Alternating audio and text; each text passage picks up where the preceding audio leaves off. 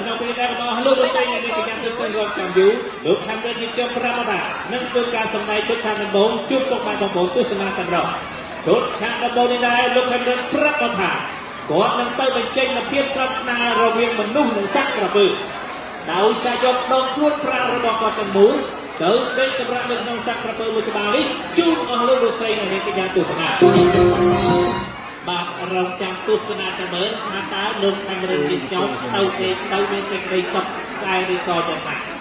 ទេទៅទ្រាំមិនត្រូវថាត្រូវមិនត្រូវសត្វក្រពើមួយក្បាលនេះងាកមកខាងអាចមានសំណាងនិងមានវាសនាបានទៅទេសម្រាប់នៅក្នុងក្តាមមឈូសមើលរហូតអាចថាទៅបានដែរអត់ទាំងไรយូរអត់បានទេលោកខាងរឿងដល់ណាឯលោកភិរយុទ្ធខ្ញុំបានបញ្ជាមកសត្វក្រពើឲ្យហាត់កាត់ទៅខុសដើម្បីបញ្ចេញស្នាដៃញឹមប្រអូនសត្វក្រពើអូខេបាទទៅសត្វក្រពើមកគាត់មានចិត្តត្រជាក់បន្តិចបន្តួចជាមុនសិនឲ្យធ្វើដំណើរទៅផ្ទះកន្ទុយក្រពើហើយទៀតនេះនិយាយថាចាអត់សម្លាញ់យល់ហើយបងខាងរឿង